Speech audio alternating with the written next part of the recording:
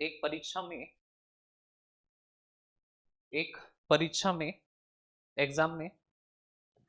परीक्षा में दो छात्रों ने भाग लिया। एक परीक्षा में दो छात्रों ने भाग लिया यानी पार्टिसिपेट किया। दो छात्रों ने भाग लिया यानी पार्टिसिपेट किया।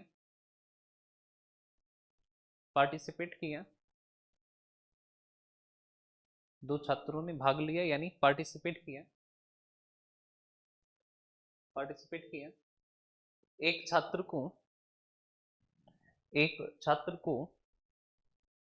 दो छात्रों ने भाग लिया यानी पार्टिसिपेट किया। एक छात्र को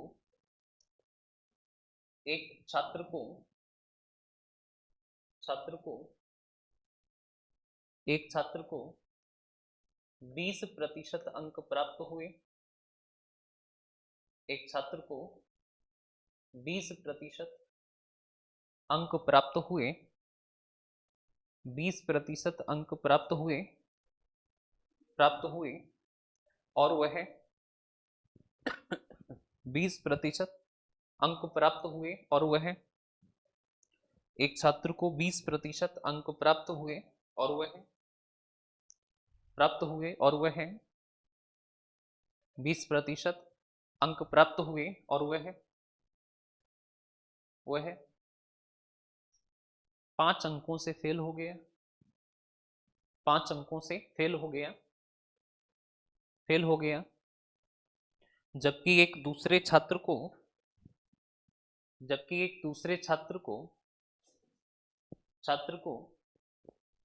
12% अंक प्राप्त हुए। 12% अंक प्राप्त हुए और वह न्यूनतम पास होने वाले अंकों से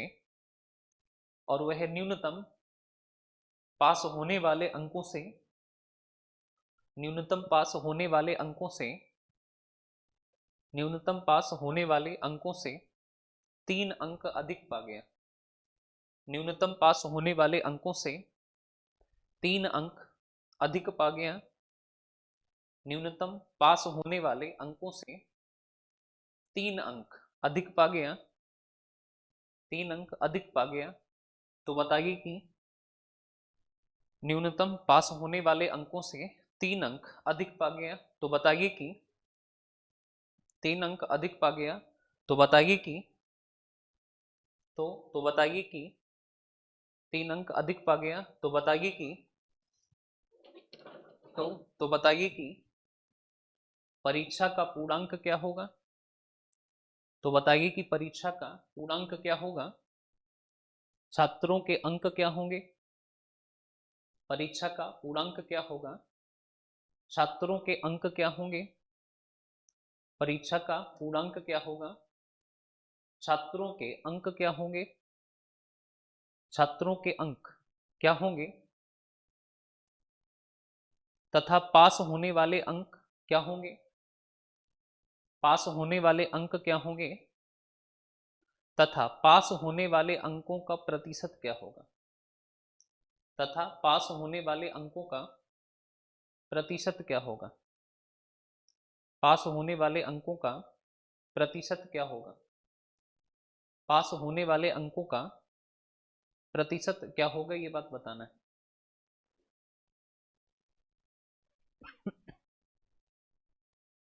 क्या होगा ये बात हमको बताना है। पास होने वाले अंकों का प्रतिशत क्या होगा ये बात हमको बताना है। पास होने वाले अंकों का प्रतिशत क्या होगा ये बात हमको बताना है। पास होने वाले अंकों का प्रतिशत क्या होगा ये बात हमको बताना है। अब देखो हमको बताना है कि पास होने वाले अंकों का क्या प्रतिशत क्या होगा ये बात बताना है। अब देखो इधर तो हम कहें कि 20%। पहले वाले को कितना मिला 20 मिला।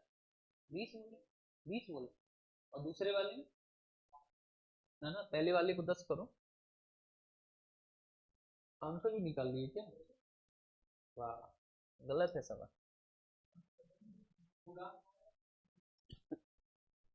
पूर्णांक भी नहीं है। हाँ तो गलत आया जो निकाले हो तुम उसको 10 करो। क्वेश्चन ही गलत है तो आंसर तो अपने आप गलत है। ऐसे समझो ना कि एक नहीं जिसको 20% मिला वो जो है फेल है कितने से मतलब 20% मिला तब ये फेल है, ठीक। दूसरे वाले को 12 मिला और ये पास हो गया। मतलब ज्यादा इसके ये फेल है, ये कम हो गया। हमको लगा कोटा लग गया भाई, ये SC ST वाला है ना, ये ST रहा होगा, शेड्यूल ट्राइब, ये जनरल रहा होगा, है ना। उसको 10 करो, 20 की जगह 10 करो। गलती से हुआ है।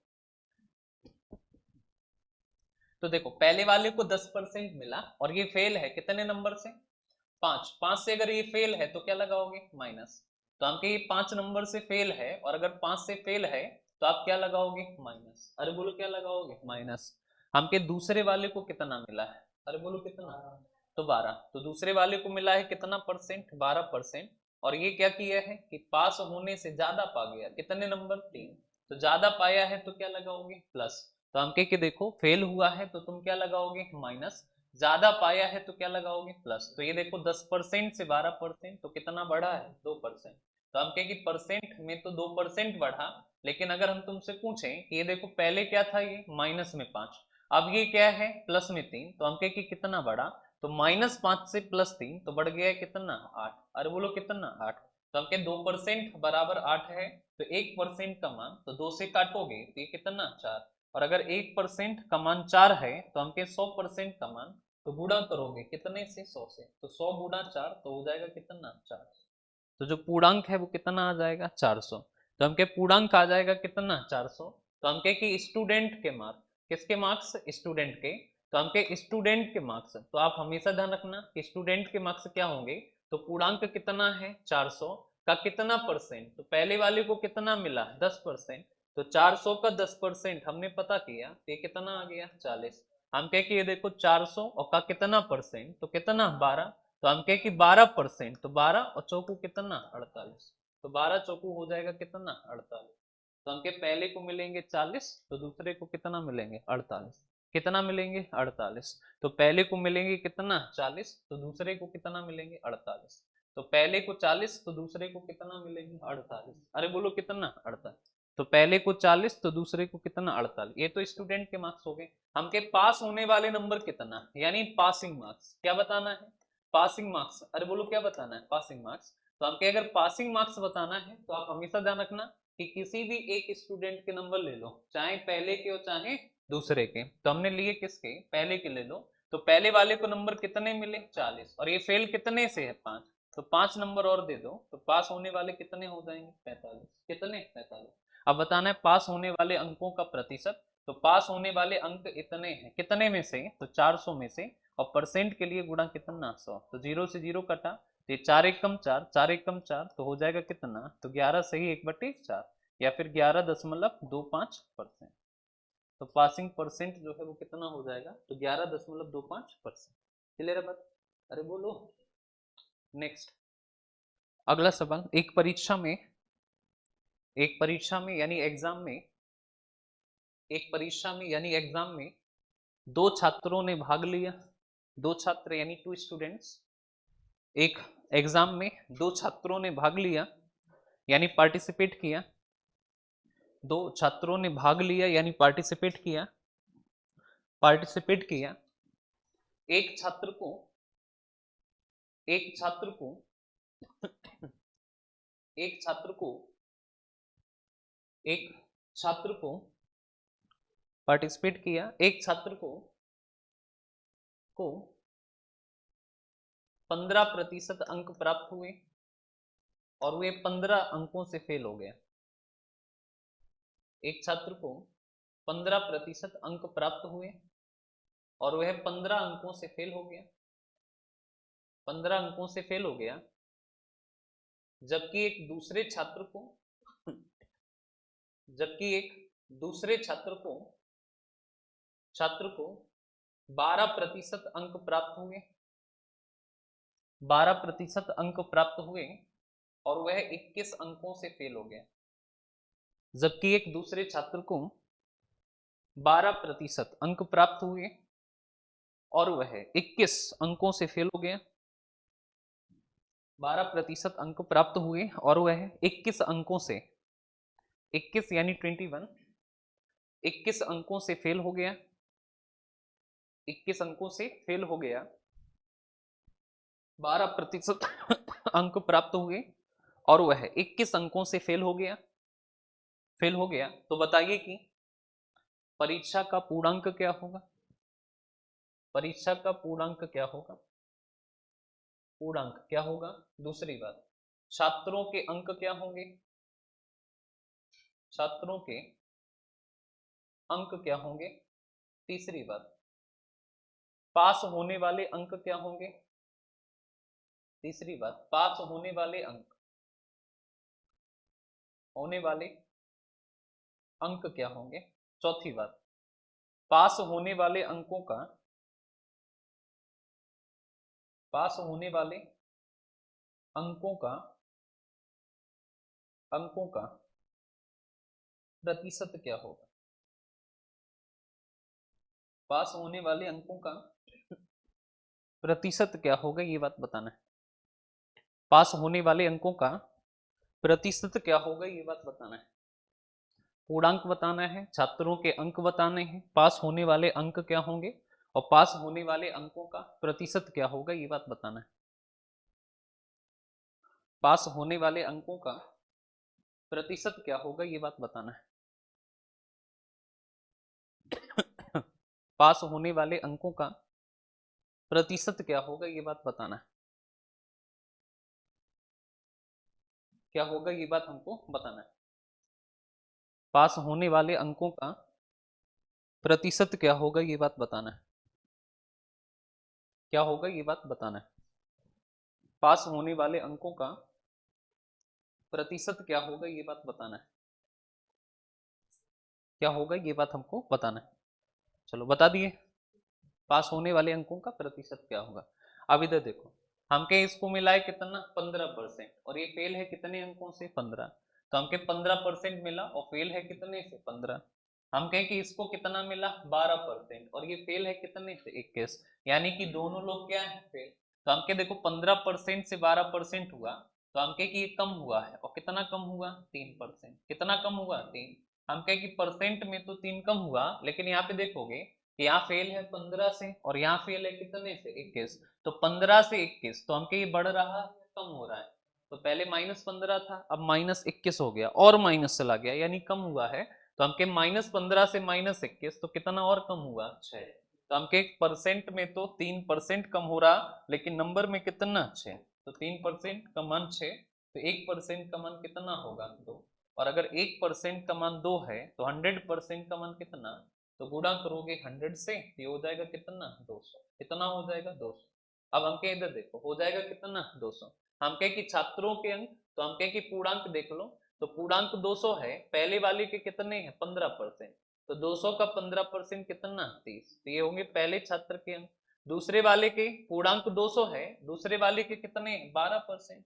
तो हम कहे 12% हटाओगे 100, 0 0 कटा, 12 दूना कितना? 24। तो दूसरे वाले के होंगे कितना? 24। तो ये तो छात्र के अंक। हमके पास होने वाले नंबर क्या होंगे, यानी पासिंग मार्क्स क्या होंगे। तो आप हमेशा ध्यान रखना कि पास होने वाले अंक क्या होंगे। तो आप चाहें तो पहले को ले लो, चाहे तो दूसरे। हमने पहले के लिए नंबर कितने हैं? 30। फेल कितने से है? 15। तो 15 और दे दिए, तो हो गया पास। तो पास होने वाले नंबर कितने? 45। अब हम कहें कि पास होने वाले नंबर्स का परसेंट कितना होगा, यानी पासिंग परसेंट कितना।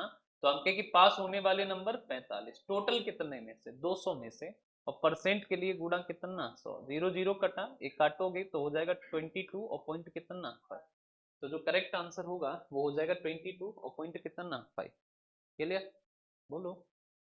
तो हो जाएगा 22 और पॉइंट कितना? 5। ठीक है, तो हो जाएगा 22 और पॉइंट कितना? 5। नेक्स्ट क्वेश्चन, अगला सवाल। बोले, क्वेश्चन लिखिए। अब तो हो जाएगा ना ऐसा। क्वेश्चन लिखिए, एक परीक्षा में पास होने के लिए, एक परीक्षा में पास होने के लिए आवश्यक अंकों का प्रतिशत, एक परीक्षा में पास होने के लिए आवश्यक अंकों का प्रतिशत, आवश्यक अंकों का प्रतिशत, एक परीक्षा में पास होने के लिए आवश्यक अंकों का प्रतिशत, आवश्यक अंकों का प्रतिशत, आवश्यक अंकों का प्रतिशत आवश्यक अंकों का प्रतिशत प्रतिशत 31% है। 31 यानी 31%, 31% है। एक छात्र को एक छात्र को 80 अंक प्राप्त होते हैं और वह एक छात्र को 80 अंक प्राप्त होते हैं और वह 13 अंकों से एक छात्र को 80 अंक प्राप्त होते हैं और वह 13 अंकों से और वह 13 अंकों से 80 अंक प्राप्त होते हैं और वह 13 अंकों से फेल हो जाता है और वह 13 अंकों से फेल हो जाता है 13 अंकों से फेल हो जाता है। तो बताइए कि 13 अंकों से फेल हो जाता है तो बताइए कि परीक्षा का पूर्णांक क्या होगा। तो बताइए कि परीक्षा का पूर्णांक क्या होगा। तो बताइए कि परीक्षा का पूर्णांक क्या होगा। छात्रों के अंक क्या होंगे। परीक्षा का पूर्णांक क्या होगा। पूर्णांक क्या होगा। छात्रों के अंक क्या होंगे। छात्रों के अंक क्या होंगे। परीक्षा का पूर्णांक क्या होगा। पूर्णांक ही बता दो। तो बताइए परीक्षा का पूर्णांक क्या होगा, केवल पूर्णांक बताना। ठीक। तो बताइए कि परीक्षा का पूर्णांक क्या होगा, केवल ये बताना। अब यहाँ पे देखो, तो क्वेश्चन ने हमसे क्या कहा है कि एक स्टूडेंट, तो पास होने के लिए जरूरी नंबर है कितना, 31%, यानी 31% लाओगे तब माना जाएगा कि तुम क्या हो, पास। एक स्टूडेंट कितने नंबर लाता है, तो बताया है कितना, तो 80 लाता है और ये फेल है कितने नंबर से, 13। तो अगर हम इसको 13 नंबर और दे दें तो ये पास हो जाएगा। तो हमके पास होने वाले नंबर कितने, 93। पास होने वाले नंबर परसेंट में 31%, लेकिन है कितना, 93। तो हमके 31% 93, तो 1% का मान, तो 31 से काटोगे तो कितनी बार, 3। और अगर 1% 3 है तो हम कहें कि 100% कितना, तो गुणा करोगे कितने से, 100 से। तो 3 गुणा 100, तो ये हो जाएगा कितना, 300।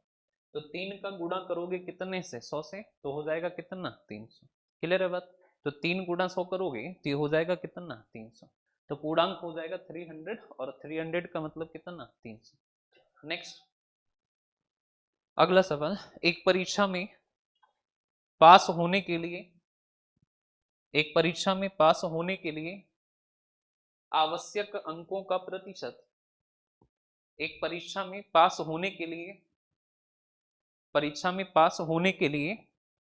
आवश्यक अंकों का प्रतिशत, एक परीक्षा में पास होने के लिए आवश्यक अंकों का प्रतिशत, आवश्यक अंकों का आवश्यक अंकों का प्रतिशत आवश्यक अंकों का प्रतिशत प्रतिशत 45% है। 45 45% है। 45% है। एक छात्र को एक छात्र को 150 अंक प्राप्त होते हैं। एक छात्र को 150 यानी 150, 150 अंक प्राप्त होते हैं और वह एक छात्र को 150 अंक प्राप्त होते हैं और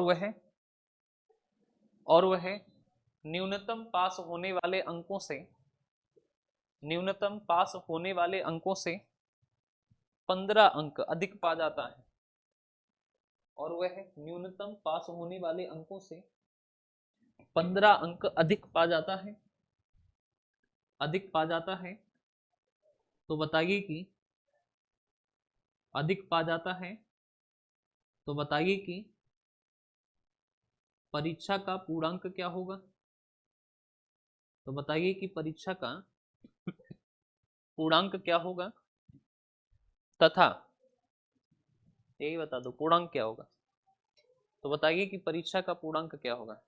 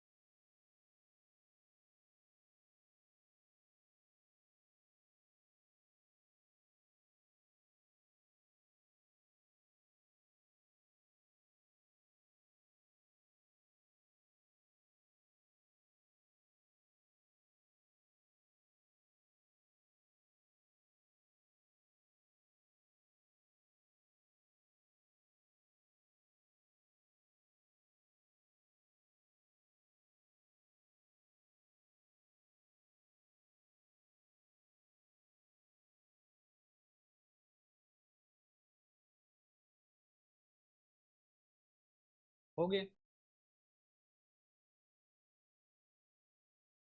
चलो अब सीट पे आ जाओ।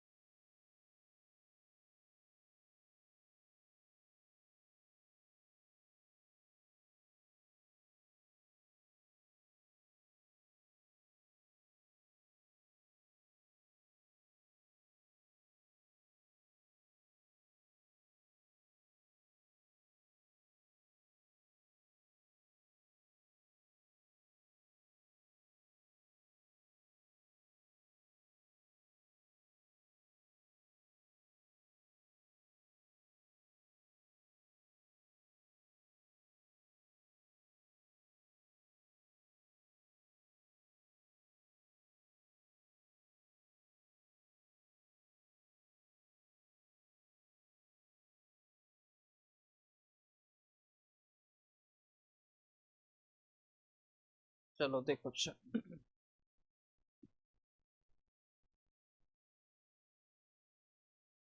हो गया। कितना आया? कितना? 300 आया? पक्की बात? चलो देखो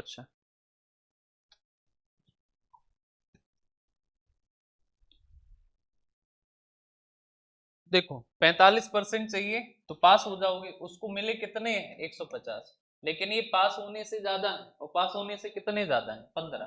तो जितने ज्यादा है उतने माइनस कर दो, तो हमके बचे कितने? 135। ये हो जाएंगे पास होने वाले, और पास होने वाले परसेंट में कितने हैं? 45। 45% 135, तो 1% का मान 45 से काटोगे तो कितना? 3। तो हम कहे कि बताओ 100%, तो आप गुणा करोगे कितने से? 100 से। तो 3 गुणा 100, तो ये हो जाएगा कितना? 300। तो 3 का गुणा करोगे 100 से तो ये हो जाओगे कितना? 300। क्लियर है बात? तो हो जाएगा 300 यानी 300। 300 यानी 300। चलो अब आ जाओ नेक्स्ट।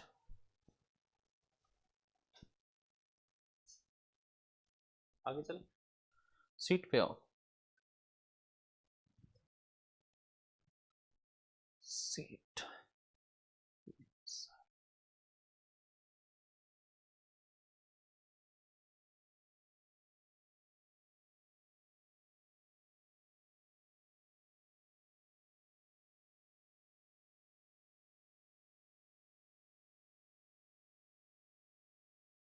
कितने नंबर तक हो गया सीट में? कितना? 40? 40? 40 क्या है? एक ही है ना? 40। तो देखो अच्छा, 3 विषय हैं।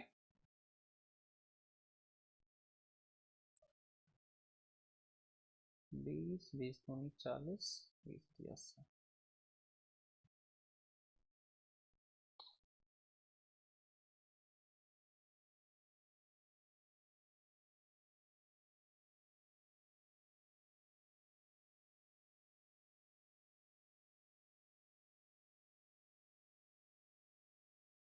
चलो 40 देख लो पहले। 40 वाला देखो। कहा कि एक परीक्षा में 3 विषय हैं और प्रत्येक का अधिकतम अंक कितना है? 100। तो प्रत्येक का अधिकतम अंक कितना? 100। एक छात्र पहले में 55%, तो पहले में 55%, दूसरे में 75%, तो 100 का 75%, 75। और टोटल में कितना? तो टोटल में कितना? 70%, तो टोटल कितना? 300। और 300 का 70% कितना होगा? 210। टोटल कितना है? 300, और में कितना? 70%, तो 300 का 70% कितना? 210। तो आपके ये 55 और ये हो कितना गया? ये हो गया 130। कितना हो गया? 130। 55 और 75 कितना? 130। तो हमके 130 में कितना जोड़े कि 210 हो जाए? तो जोड़ोगे कितना? 80। अरे बोलो कितना? 80। यानी इसमें उसे मिलेगा 80। कितने में से? 100 में से। तो 80 मिला कितने में से? तो 100 में से, और परसेंट के लिए गुणा कितना? 100। तो हो जाएगा कितना? 80। तो जो करेक्ट आंसर है वो हमारा कितना हो जाएगा 80%। ठीक है, तो जो राइट आंसर है वो हो जाएगा 80%, यानी 80%, 80% हो जाएगा। ठीक है, तो करेक्ट आंसर होगा 80%। अब आ जाओ नेक्स्ट 41 पे आओ, इस वाले पे आओ। देखो क्वेश्चन ने हमसे क्या कहा है, तो बताया है एक परीक्षा में 4 विषय हैं और प्रत्येक का अधिकतम अंक तो 250, 250, 250 और 250। आगे कहा है कि एक छात्र पहले विषय में 60%, तो पहले में कितना 60%, दूसरे में कितना 75%। तो देखो पहले में कितना मिला है 60%, दूसरे में कितना मिला है तो 75%, और तीसरे में कितना मिला है तो 95%। और उसे टोटल कितना, तो टोटल है 1000 और टोटल मिला है कितना, तो टोटल मिला है कितना 80%। तो टोटल मिला है कितना 80%। अरे बोलो कितना 80%। तो हमें बताना है कि चौथे विषय में उसे कितने अंक मिले। तो आप हमेशा ध्यान रखना, और हमेशा क्या ध्यान रखोगे, तो देखो इधर ये जोड़ो कितना हुआ, तो 60% और 75% और कितना 95। तो पहला तरीका तो ये है कि तुम इसका 60% निकालो, तो आएगा कितना 150। तुम इसका 75% निकालो, तो जब 75% निकालोगे तो ये आएगा 3 और बटे कितना 4। तो ये हो जाएगा 3 मतलब 750 और बटे कितना 4। तो 750 और बटे कितना 4, तो 4 एक कम 4, 3 बचा, 4 अट्ठू 32, 3 बचा, 4 सत्ते 28 और 4 पंजे 20। यहाँ पे देखो 250 का तुम निकालोगे 95%, तो हमके 250 का और निकालोगे कितना 95%, तो ये हो जाएगा आपका कितना, तो ये हो जाएगा आपका 10% होगा 25, 5% 12.5। तो हमके ये हो जाएगा जाकर आपका, तो 250 और का चाहिए हमको कितना, तो ये है 100%। तो हमके ये 100% और हमको चाहिए कितना 95। तो हमके ये हो जाएगा हमारा, तो इधर 20 से डिवाइड कर दो, इधर भी 20 से डिवाइड करके गुणा कर दो 19 का, 0 0 कट गया। और ये देखो तो 25 दूना 50, 475 और बटे कितना 2।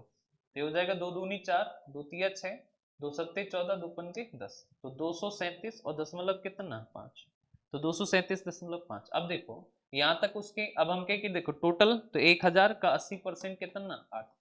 तो हम कहे कि टोटल कितना हो गया, तो टोटल देखोगे तो यहाँ से यहाँ तक टोटल हुआ कितना, तो ये होगा 100, 200 और 200 कितना 400, 400 और यहाँ से जोड़ोगे 50 और 8 80, 130 मतलब 530 और 530 और 30 560 और 60 और 15 ये तो हो गया 575।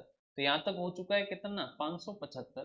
तो हमके यहाँ तक हो गया है 575। तो हमके 575 में कितना जोड़ें कि 800 हो जाए, तो तुम्हें जोड़ना पड़ेगा 225, कितना 225, यानी इसको मिला है 225। तो देखो 225 मिला है, तो 225 मिला है कितने में से, तो कितने में से 250 में से, और परसेंट के लिए गुणा कितना 100। तो 0 0 कट गया। तो हम कहीं काटोगे तो 25 से कटेगा कितनी बार 9, 9 गुणा 10 तो आ जाएगा कितना 90। तो इसको जो मिला है वो कितना मिला है 90%। कितना मिला है 90। ठीक, ये है इसका बेसिक जिसमें कैलकुलेशन है। अब देखो एक तरीका और है इसका, और ये तभी अप्लाई होगा ये तरीका तभी अप्लाई होगा जब सबका पूर्णांक कैसा होना चाहिए सेम। सबका पूर्णांक सेम होना, देखो ये भी 250, ये भी सबका पूर्णांक कैसा है सेम। और अगर सबका पूर्णांक सेम है तो तुम क्या कर सकते हो कि डायरेक्ट इसको कर सकते हो। कैसे, तो देखो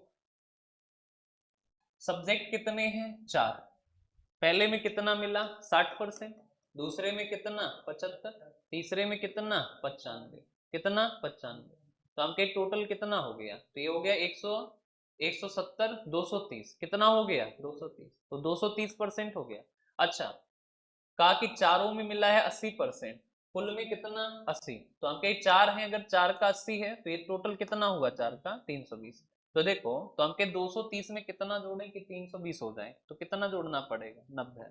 तो ये मिला है किसमें चौथे वाले, तो चौथे वाले में कितना मिला है 90। क्लियर बस, ये डायरेक्ट आपका हो जाए। तो ध्यान रखना कि पहले में 60, दूसरे में 75, तीसरे में 95, तो तीन में कितना हो गया, तो तीन में हो गया कितना 230।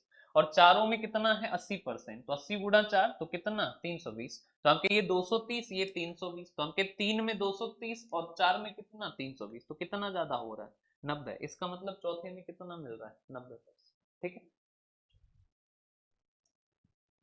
इस वाले में देखो, इसको देखो, कहा है कि प्रथम 7 परीक्षाओं में सुमित्रा को औसतन 56% अंक मिले, 8 परीक्षाओं में औसतन 60% मिले, उसे 8वीं परीक्षा में कितने प्रतिशत अंक अर्जित करने चाहिए?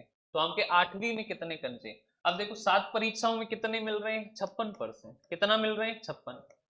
56 और 8 परीक्षाओं में उसे कितने मिल रहे हैं? 60%। तो 8 परीक्षाओं में कितने मिल रहे हैं? 60। अरे बोलो कितने? 60। तो देखो परसेंट में कितना बढ़े हैं? 4%। अरे बोलो कितना? 4। तो हम कहें कि अगर 8वीं परीक्षा में, 8वीं परीक्षा जो हुई, देखो 7 तक उसे कितना मिला है? 56 56 56 56। 8वीं जैसे ही हुई तो उसका औसत हो गया कितना? 7। तो 8वीं में कितना? तो हम कहें अगर 8वीं में भी 56 अगर मिला होता तो ये बढ़ता ही नहीं। बढ़ता क्या? देखो 7 तक 56 56 है, अगर 8वीं में भी 56 होता तो ये 60 थोड़ी ना होता। यानी औसत बढ़ा है कितना? 4। और अगर 56 मिला होता तो औसत ना बढ़ता। इसका मतलब है कि इसे 56 से क्या मिला है? ज्यादा। 56 से कितना ज्यादा? तो औसत कितना बढ़ रहा है? 4%। तो हम कहें कि परीक्षाएं कितनी है? तो अब टोटल परीक्षाएं कितनी? 8। तो 8 को कितना? 32। तो बढ़ जाएगा 32। तो इसको 8वीं परीक्षा में मिलेगा कितना? 88। तो हमें यही बताना था कि 8वीं परीक्षा में कितना मिलेगा? तो मिलेगा कितना? 88%। क्लियर है बात? तो 8वीं परीक्षा में उसको मिल जाएगा कितना? 88%। या फिर ऐसे ना कर पाओ तो ऐसे कर लेना। देखो 7 परीक्षाओं में, तो हमके 7 परीक्षाओं में एवरेज कितना है? तो उसका एवरेज है कितना? तो एवरेज है कितना? 56। तो हम क्या बताओ टोटल नंबर कितने होंगे? तो टोटल के लिए हमेशा इसका गुणा किया जाता है। ये देखो 7 छिक्का 42, 4 7 पन्ना 35 और 4 कितना? 49। कहा कि 8 परीक्षाओं में, तो 8वें एग्जाम में, तो देखो 7 एग्जाम तो यही है और उसने एक एग्जाम और दिया जो कि 8वीं परीक्षा है। अब उसका एवरेज कितना है? 60। तो हमके टोटल है 8, 7 और 1 कितना? 8। तो हमके 8 का गुणा करोगे तो 8 सिंह कितना? 48। तो ये कितना हो गया? 480। तो हमके कि देखो ये 392 था, ये कितना हो गया? 480। तो कितना बड़ा? तो बड़ा कितना? या फिर हमके इसमें से इसको माइनस करो, तो माइनस करोगे बचेगा कितना? 88। इसमें से इसको माइनस करोगे तो ये कट जाएगा, तो एग्जाम कौन सा बचेगा? 8। तो 8वीं परीक्षा में नंबर उसके कितने? 88%। क्लियर है बात? तो 8वीं परीक्षा में नंबर उसके कितने हो जाएंगे? 88। क्लियर? चलो आज इतना ही रखो। आज इतना ही रखते हैं हम लोग। कल सैटरडे है, कल सैटरडे है तो छुट्टी नहीं है कल। ठीक है, एसटी करा लें एक, देख लें कि कौन कितना है, अगर मन हो तुम्हारा। बताओ, या पढ़ाई रखें? जैसा बताओ। पढ़ाई रखें? पढ़ाई रखें? चलो पढ़ाई रखें, अभी थोड़ा सिलेबस कवर कर लें तब कराते हैं। ठीक है, एक्चुअली इससे ये ना ये पता चल जाएगा कि किसकी कितनी तैयारी है अभी। उसमें पता क्या करना, किसी का ही नहीं। चलो, तो कल जो है आपकी पढ़ाई होगी, आपकी छुट्टी सिर्फ एक दिन की रहेगी, संडे की, बस। इसके अलावा किसी दिन छुट्टी नहीं। हाँ,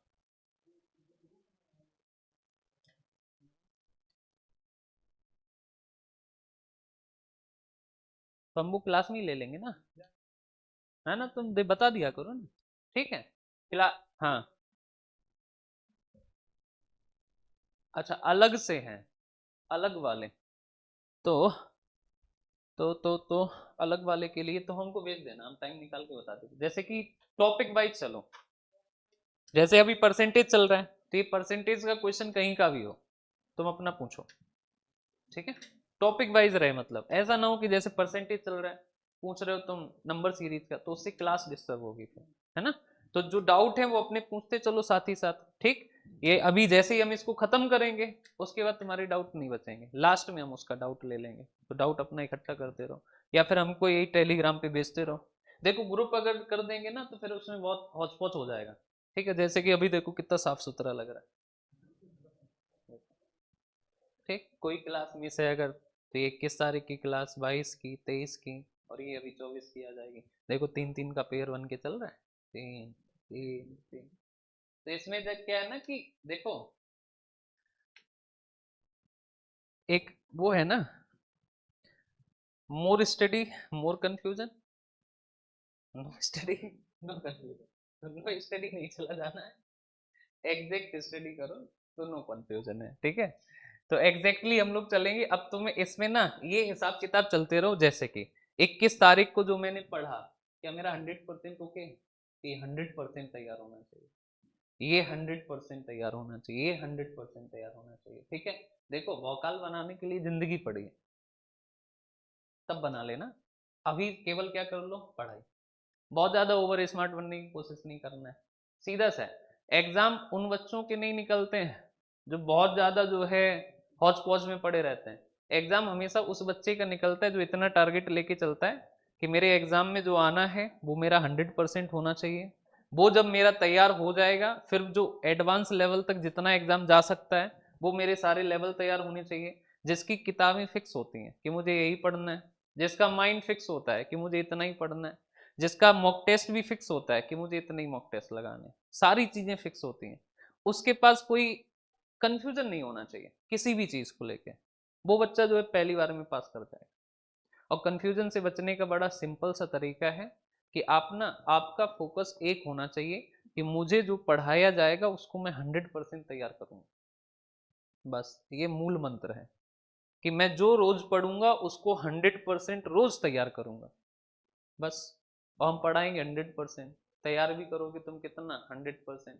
एट द लास्ट में रिजल्ट क्या जाएगा, 100%। में से मान लो 20% तुम खा गए, तब भी बचेगा कितना, 80%। लेकिन प्रॉब्लम क्या है ना, कि हमने 100% पढ़ाया लेकिन तुमने उसको पढ़ा नहीं। क्यों नहीं पढ़ा?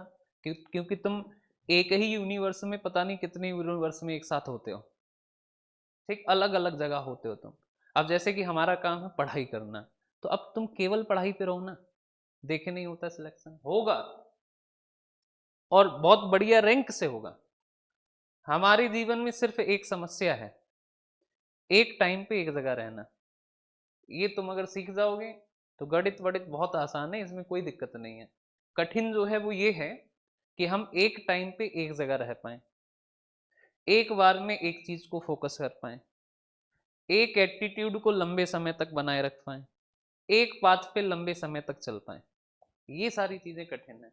तुम अगर इन चीजों पे काम कर लोगे तो सिलेबस बहुत छोटा है तुम्हारा। ठीक है, ये मेन है। तो बस एक ही चीज दिमाग में रखो, जो हमें पढ़ाया जाएगा उसको हम 100% तैयार करेंगे, और उसके अलावा अगर टाइम बचेगा तो फिर हम कुछ और करेंगे, और उसके अलावा फिर टाइम बचेगा नहीं। ठीक है।